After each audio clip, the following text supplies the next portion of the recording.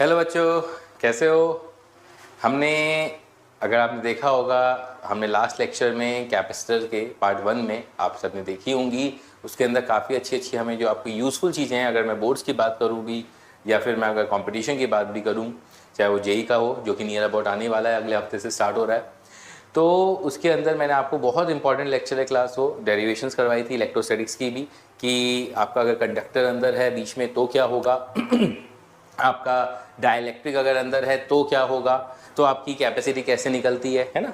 और सिंपल आपका Q equal to CV वाला सीरीज और पैरेलल। और एक आखिरी में जो चीज़ मैंने बताई थी कि आपका अगर कह सकते हैं डिस्टेंस अगर आप डिवाइड करते हो, मतलब अगर एरिया कह सकते हो, एरिया ऑफ द प्लेट अगर आप डिवाइड करते हो तो वो पैरेलल में होता है, और अगर दोनों के बीच में जो दूरी होती है वो अगर डिवाइड करते हो, मैंने आपको बताया भी था, अगर वो डिवाइड करते हो राइट बीच में, तो यानी कि जो दो कैपेसिटर हैं they are connected in series. ठीक है बात। और अगर आप कह सकते हो ना कि सर एरिया में डिवाइड कर रहा हूँ, तो आप बोल सकते हो जो दोनों कैपेसिटर है वो किस में है, पैरेलल में है। तो आज एक और चीज़ मैं देखता हूँ जो कि काफ़ी बार क्वेश्चन तुम्हारे पूछे जाते हैं। डेफिनेटली क्लास इसके ऊपर हम क्वेश्चंस भी करेंगे, सारे जेई के जो PYQs हैं वो भी करेंगे, और कुछ अच्छे जो क्वेश्चंस हैं जिसमें थोड़ी अंडरस्टैंडिंग रहती है वो हम ज़रूर करेंगे, सो दैट तुम लेक्चर्स के थ्रू ही मेरे पूरा का पूरा जो कॉन्सेप्ट है वो तुम्हें समझ में आ जाए। बट ध्यान रखो, लेक्चर्स को अच्छे से देखना है, समझना है, और जो नहीं समझे क्लास, मैं बार बार बोलता हूँ, कमेंट सेक्शन में आप उसको कमेंट करो आराम से, मुझे कोई भी तकलीफ़ नहीं है बताने में। मुझे बहुत अच्छा लगेगा अगर आप वो चीज़ देखोगे और समझोगे। ठीक है ना। अब इसके अंदर जो हम अगली चीज़ करने जा रहे हैं, ये चीज़ मैंने आपको बता दी थी, इसके ऊपर क्वेश्चंस भी आते हैं, जैसे बताया था जेई में आपके सामने क्वेश्चंस आए थे इसके ऊपर भी। Now what we will come across now, कि अगर सर मैंने डाइलेक्ट्रिक डाला, ठीक है, और बैटरी से कनेक्टेड रखा, right, it is remain connected with the battery, और एक बार केस होता है कि बैटरी से मैंने डिसकनेक्ट कर दिया, एक बार चार्ज कर दिया कैपेसिटर को, उसके बाद मैंने उसके अंदर डाइलेक्ट्रिक डाला, राइट, डाइलेक्ट्रिक डालने के बाद मैंने उसको बैटरी से डिसकनेक्ट कर दिया, तो मेरी जो अलग अलग चीज़ें हैं वो कैसे वेरी करेंगी, हाउ इट विल वेरी। तो तुम्हें मैं बहुत आसानी से वो चीज़ बता देता हूँ। देखो कैसे, सबसे पहला केस लेते हैं कि आपका कैपेसिटेंस या कह सकते हो जो टर्म्स हैं, when the battery is disconnected, right, after the dielectric has been inserted, when battery, again हम कैपेसिटर का ही देखने वाले हैं सब कुछ, कैपेसिटर्स, ठीक है। तो when battery is disconnected, when battery is disconnected after the insertion of the dielectric, after the insertion of dielectric, I hope so आपको समझ में आई होगी बात। when a battery disconnected after the insertion of the dielectric, तब क्या होगा, what will happen, ठीक है। तो अलग अलग चीज़ें हैं, क्या क्या फ़र्क पड़ सकता है। आपने पहले बैटरी को, मतलब आपने कैपेसिटर को चार्ज किया बैटरी से, है ना, तो डेफिनेटली जो चार्ज होगा सर वो सेम रहेगा, चार्ज तो आपका वो सेम रहेगा, डाइलेक्ट्रिक डालो मतलब, है ना, कुछ नहीं डालो, तो चार्ज अब आपको मतलब कांस्टेंट रहने वाला है, राइट, डेफिनेटली। तो एक चीज़ आपको ढूंढनी पड़ेगी जो चीज़ कांस्टेंट है। तो सबसे पहले आप लिख सकते हो, ये है बिफोर रिमूविंग, या कह सकते हो before insertion of the dielectric, before, और ये आफ्टर, ठीक है, दोनों केस ले लेते हैं, ये बिफोर ले लेते हैं और ये आफ्टर ले लेते हैं। और ये हमारे जो टर्म्स हैं, जो कह सकते हैं फिजिकल क्वांटिटीज़ हैं, जो कि आपकी चेंज होगी नहीं होंगी, है ना, वो हम देखेंगे। सही है, चलिए देखते हैं। तो पहले अगर हम चार्ज की बात करें, मैंने कहा ना कि चार्ज सबसे पहले हम देखेंगे, चार्ज अगर Q था पहले तो अभी भी सर Q ही रहने वाला है, क्योंकि आप बैटरी को क्या कर रहे हो, डिसकनेक्ट कर दे रहे हो। आपने एक बार फुल चार्ज किया कैपेसिटर को तो चार्ज आपका सेम रहने वाला है, चार्ज पे कुछ भी फर्क नहीं पड़ेगा। सही है, कुछ भी फर्क नहीं पड़ेगा चार्ज पे, ठीक है, पहली बात। क्यों? क्योंकि सर आपने एक बार चार्ज कर दिया पूरा, अब हटा दिया, खत्म, अब क्या दिक्कत है, चार्ज तो वहीं के वहीं रहने वाला है। अब मैंने ध्यान रखना, अब मैं क्या करने वाला हूँ, कैपेसिटेंस, ये तो सबको पता है, कैपेसिटेंस का सर सबको पता है, लास्ट लेक्चर में भी डिस्कस किया था। अगर पहले C था तो डेफिनेटली अगर डाइलेक्ट्रिक कांस्टेंट आपका K है तो इट विल बिकम Kc, यानी कि it will become K times. ठीक है, अगला नेक्स्ट इज बड़ा इंपॉर्टेंट है। नेक्स्ट आ जाता है आपका पोटेंशियल, है ना। नेक्स्ट क्या आ जाता है, पोटेंशियल। अब पोटेंशियल को हम V से रिप्रेजेंट करते हैं, सबको पता है, और ये भी याद पता है Q is equal to CV। देखो कैसे निकाल रहा हूँ क्लास, तुम्हें क्या लगता है मुझे याद है? नहीं, मैं निकाल रहा हूँ आपके सामने। कैसे निकालते हैं वो वहीं की वहीं सोच लो कि कैसे निकाल रहे हैं, इसलिए कह रहा हूँ वो सिखा रहा हूँ कि how you can think over it. ऐसा नहीं है कि जस्ट तुम्हें रटना है, don't mug it up. How we are finding out what we can think to clarify the thing, right. तो आपको इजी रहेगी फिजिक्स को समझना, रटने की कोशिश मत करो। बहुत बच्चे ऐसे हैं कि लेक्चर्स को वो देखते हैं और रटने की कोशिश करते हैं कि इससे ये होगा, इसमें ये होगा। नहीं, कैसे ला रहा हूँ वो देखो। मैं हमेशा बोलता हूँ चाहे बनी कैसे, हाउ, वो हाउ वर्ड जानना बहुत ज़रूरी है अगर आपको कुछ अच्छा करना है तो। ठीक है, राइट। तो Q इज इक्वल टू कितना है सर, CV है।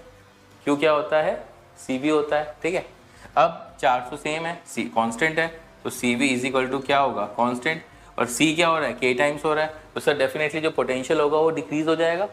बोल जाओगे नहीं बोल जाओगे, है ना। C1 V1 is equal to C2 V2 लिख सकता हूँ, क्योंकि चार्ज आपका क्या है, कांस्टेंट है सर। तो C1 V1 is equal to C2 V2, पहले C था, ये V1 आपका V था, और आपका C2 कितना है, KC हो गया इंटू V2, C से C कट गया, सॉरी C से C कट गया, तो V2 will be equal to V by K। यानी कि सर पोटेंशियल अगर पहले V था तो अब it will become V by K। बात तुम्हें समझ में आ गई होगी। ठीक है, अब आती है बात इलेक्ट्रिक फील्ड की। इलेक्ट्रिक फील्ड जो होता है क्लास, हम अपने क्वेश्चंस में हर जगह देखते हैं, वो होता है E is equal to V upon D. E is equal to V upon D. तो इलेक्ट्रिक फील्ड आप देख सकते हो, अगर पोटेंशियल डिक्रीज हो रहा है तो सर डेफिनेटली आपका ये भी डिक्रीज हो जाएगा, राइट। अगर पोटेंशियल डिक्रीज हो रहा है तो इलेक्ट्रिक फील्ड भी डिक्रीज होगा, क्योंकि डायरेक्टली प्रोपोर्शनल है। देख रहे हो कैसे लेके आ रहा हूँ, वो समझो। तो अगर इलेक्ट्रिक फील्ड पहले E था तो सर ये भी, या E0 था तो E0 अपॉन K, सही है, वो भी आपका K टाइम्स डिक्रीज हो जाएगा। बची आपकी एनर्जी। ठीक है, अब आप एनर्जी में, अभी वैसे मैं आपको अगला टॉपिक एनर्जी सिखाने वाला हूँ, तो एनर्जी का वैसे अभी आपको फॉर्मूला बता देता हूँ अभी के लिए। तो एनर्जी का जो फॉर्मूला होता है दैट इज़ हाफ CV², और Q is equal to, since हमें पता है कि Q is equal to CV होता है, तो C will be equal to Q by V होगा, है ना। तो U is equal to half C की जगह पे गुरुजी Q बाई V डाल देता हूँ इंटू V²। V से V कट गया तो हाफ QV, सही है, हाफ QV। बात समझ आ रही है। तो क्लास आपको मैंने उस टर्म में लेके आना पड़ेगा। मैंने वही बोला, जैसे हाफ CV² भी फॉर्मूला है, हाफ QV भी है। सर ये वो वाला फॉर्मूला मैं क्यों यूज़ नहीं कर सकता, है ना, क्यों नहीं, दिमाग में आता वही वाला फॉर्मूला ज़्यादातर, क्योंकि सर इसके अंदर जो चीज़ कांस्टेंट क्वांटिटी है वो है चार्ज।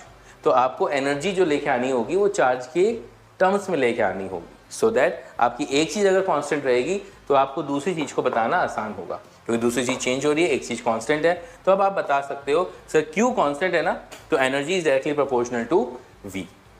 यानी कि अगर आपका V डिक्रीज हो रहा है, अगर पहले एनर्जी U थी तो सर एनर्जी भी आपकी K टाइम्स डिक्रीज हो जाएगी, क्योंकि पोटेंशियल आपका K टाइम्स डिक्रीज हो रहा है, एज सिंपल एज दैट। ठीक है, तो ये जो टर्म्स हैं कब हैं, जब हमने बैटरी को डिस्कनेक्ट कर दिया after the insertion of the dielectric.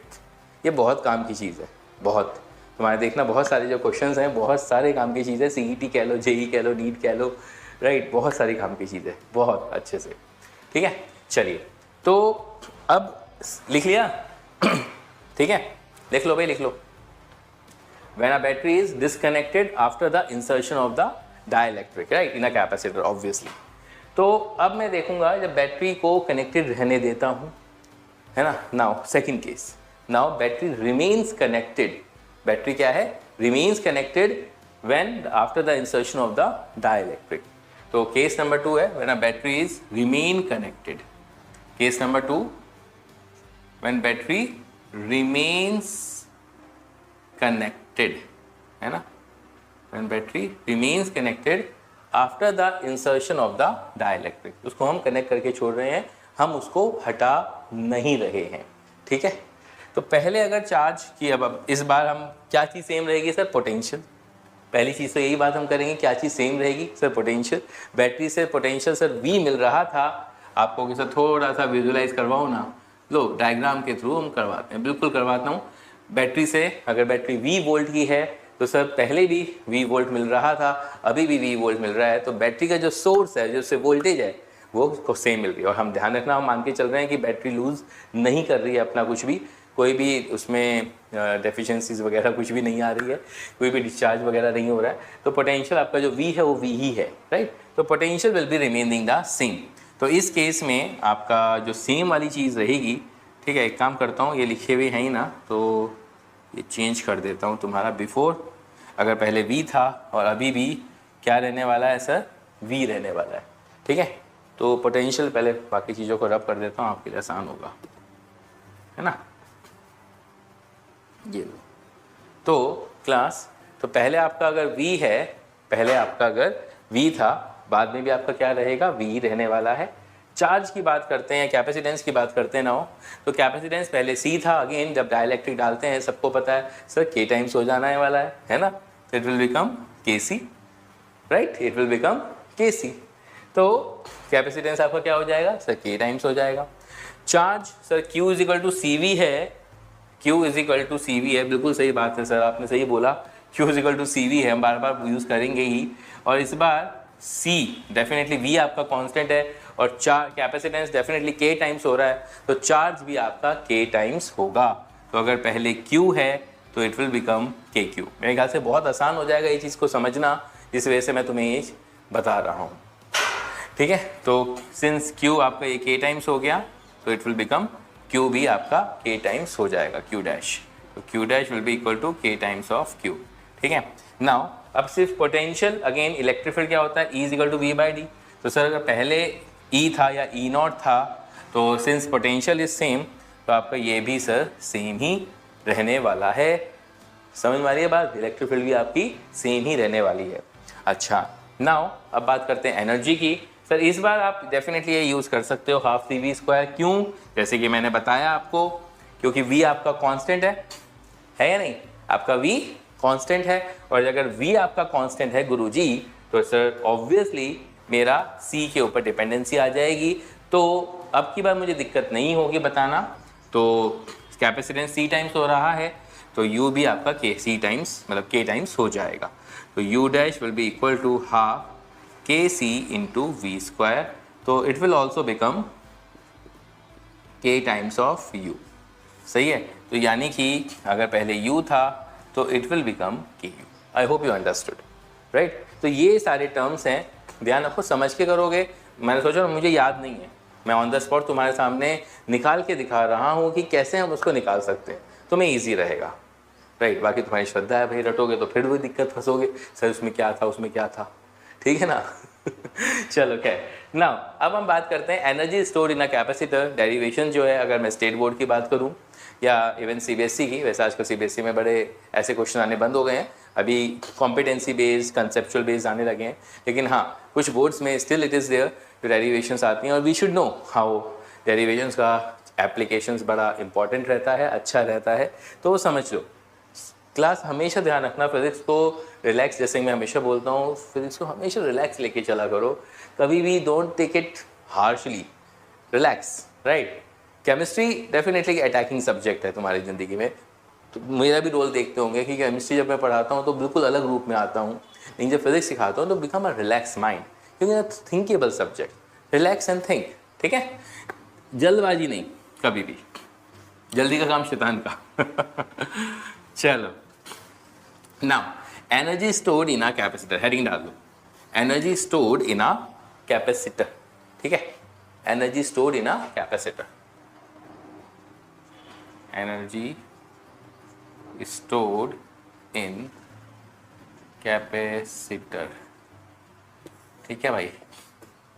मान लो सर एक कंडक्टर है, मान लो एक कंडक्टर है, पहले वाला A, ठीक है, और ये दूसरा कंडक्टर है, दोनों अभी मतलब एक तरीके से अनचार्ज्ड है। अब लेट अस अज्यूम कि मैं एक कंडक्टर से, ये है तो कंडक्टर ही, इसमें से थोड़ा थोड़ा थोड़ा थोड़ा थोड़ा थोड़ा एक चार्ज सेकंड कंडक्टर से फर्स्ट कंडक्टर में ट्रांसफ़र कर रहा हूँ, स्मॉल स्मॉल चार्ज, ठीक है, D Q D Q D Q D Q charge. तो एक समय आएगा डेफिनेटली इसके ऊपर माइनस क्यू बन जाएगा, इसके ऊपर आपका प्लस क्यू बन जाएगा, राइट? बन जाएगा नहीं बन जाएगा? थोड़ा थोड़ा थोड़ा मैं मान के चल रहा हूँ कि भाई दोनों पहले स्टार्टिंग में अनचार्ज थे, ये लिखना होगा। Suppose the two conductor is there which is being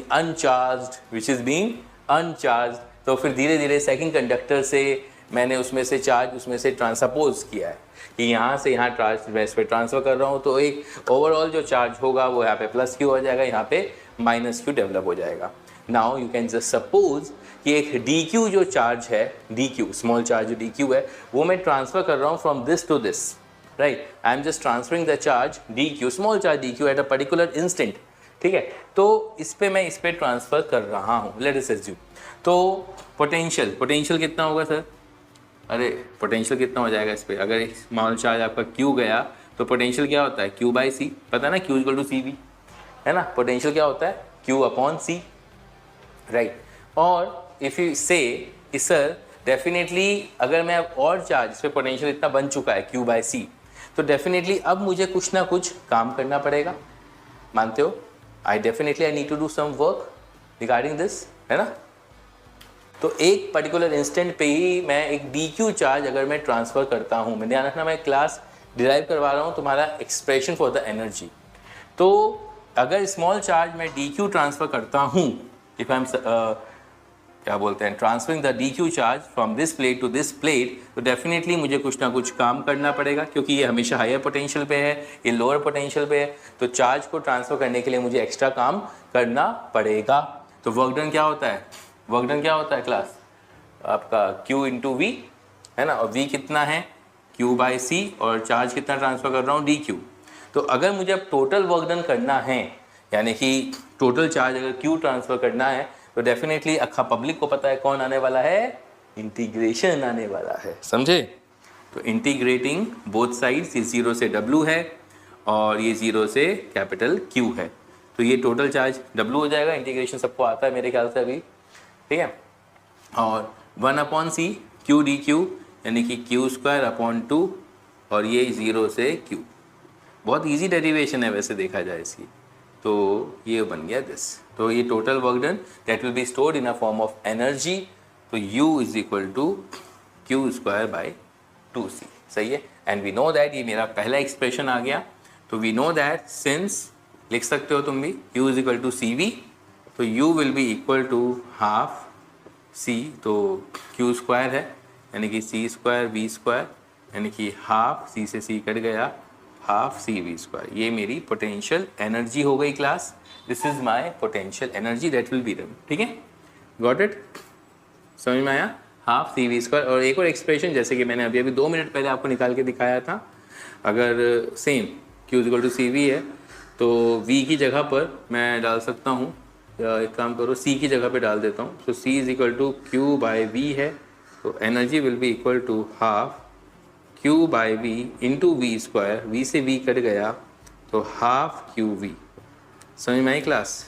अब नोटिस कर रहे हो ये मेरे 3 एक्सप्रेशन है, ये पहला है, ये दूसरा है, ये तीसरा है। कोई सा भी आप कैसे भी यूज़ कर सकते हो, ऐसा कुछ नहीं है, डिपेंडिंग अपॉन द क्वेश्चन। ध्यान रखना, डिपेंडिंग अपॉन द क्वेश्चन, जैसा क्वेश्चन होगा उसके अनुरूप तुम्हें अपने आप को देखना होगा कि भाई मैं कौन सी चीज़ यूज़ कर सकता हूँ। जैसे कि अभी देखा था हमने एनर्जी निकालना था जब बैटरी कनेक्टेड है, जब बैटरी डिसकनेक्टेड है, वो भी एक केसेस थे, राइट? तो हमने अकॉर्डिंगली इसको देखा। नाउ यहाँ तक तुम्हें क्लियर हो गया? तुम्हें अब एक चीज़ तुम्हें नोटिस की होगी, जो मेरी बैटरी से, ये मेरा कैपेसिटर होता है और ये मेरी अभी सेल बना रहा हूँ, ठीक है? बैटरी से आपका जो पोटेंशियल जा रहा है वो V है, और एनर्जी कितनी जाती है सर? देखा जाए एनर्जी कितनी जाती है? QV।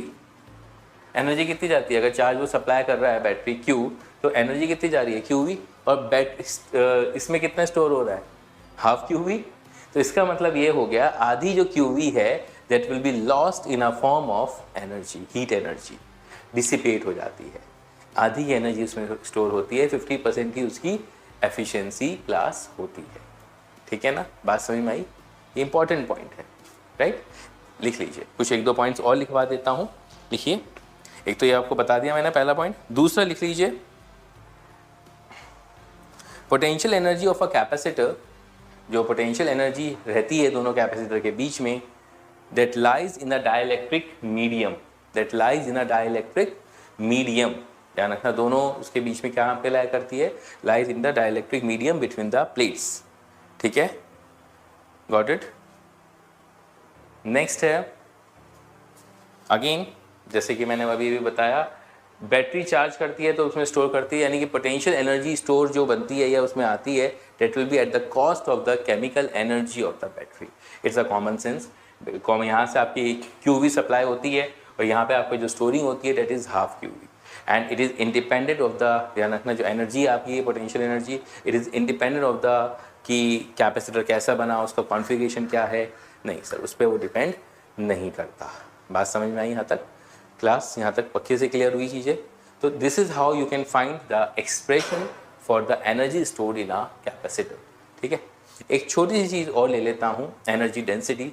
कभी कभी उसके ऊपर तुम्हारे डायमेंशन बेस्ड क्वेश्चन भी आ जाते हैं, यहीं की यहीं ख़त्म हो जाएगा, 2 मिनट का काम है।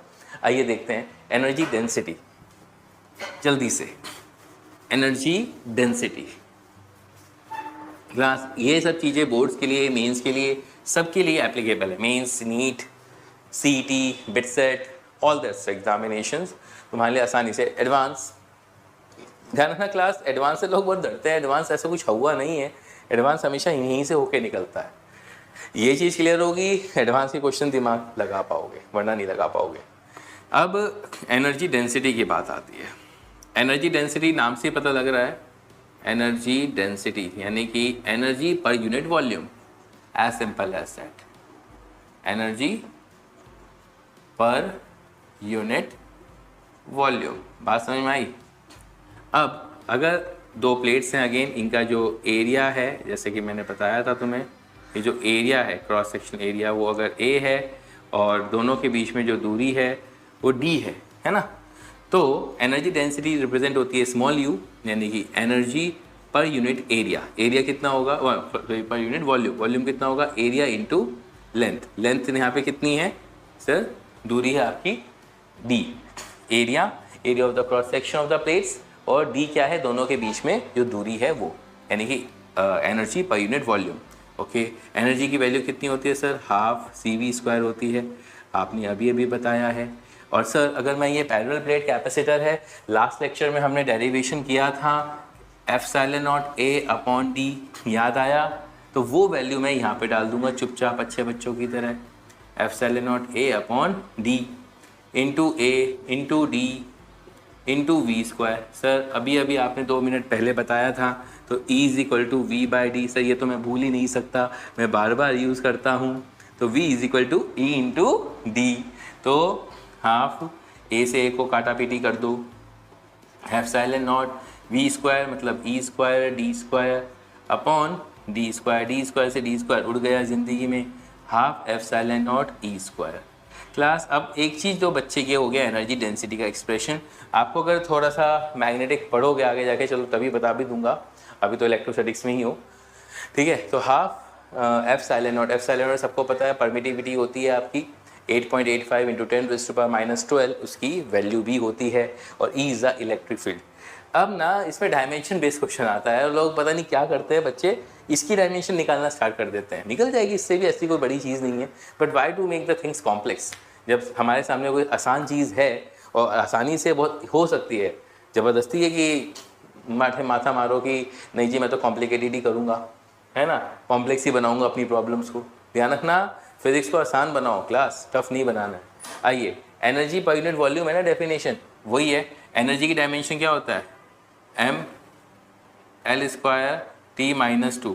तुम्हें ध्यान होगा, एनर्जी मतलब वर्क डन, वर्क डन मतलब फोर्स इंटू डिस्प्लेसमेंट, और फोर्स की क्या थी mL/T-2, डिस्प्लेसमेंट L होता था, तो एनर्जी हो गया mL² T-2। और वॉल्यूम है, volume length into breadth into height, यानी कि L3। लो सर 1 सेकेंड में तुम्हारी डायमेंशन हो गई, ये लो, ये एनर्जी डेंसिटी की डायमेंशन भी आ गई, जो कि बहुत बार मेंस में भी पूछ लेते हैं या CET वगैरह एग्जामिनेशन में भी पूछ लेते हैं। यहाँ तक चीज़ें क्लियर हुई क्लास? तो तुमने आज बड़ी इंपॉर्टेंट चीज़ें देखी हैं, दोनों जो एक तो जब आपका बैटरी कनेक्ट होती है तब क्या होगा, जब बैटरी हम डिस्कनेक्ट कर देते हैं तब क्या होगा, अलग अलग जो टर्मिनोलॉजी है उसके ऊपर क्वेश्चंस भी आते हैं, करवाऊँगा, डेफिनेटली करवाने हैं, राइट।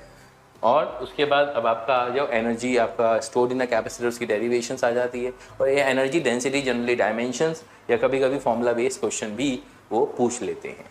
ठीक है क्लास, मेरे ख्याल से तुम्हें समझ में आया होगा, लिख लीजिए, अच्छा लगा तो डेफिनेटली लाइक और कमेंट ज़रूर कर दिया करो, ठीक है, बच्चों की हेल्प हो जाएगी, और क्योंकि तभी वो पहुँचेंगे सही जगह पे। और कुछ डाउट्स हैं रिगार्डिंग दिस तो मुझे ज़रूर मेंशन करो। रिमेनिंग चीज़ें और भी बची हैं, वो मैं अभी तीसरे पार्ट में कवर करता हूँ, तुम्हारा पार्ट 3, ठीक है, कैपेसिटर के। ओके, थैंक यू, करते रहिए, सीखते रहिए TCC के संग। All the best.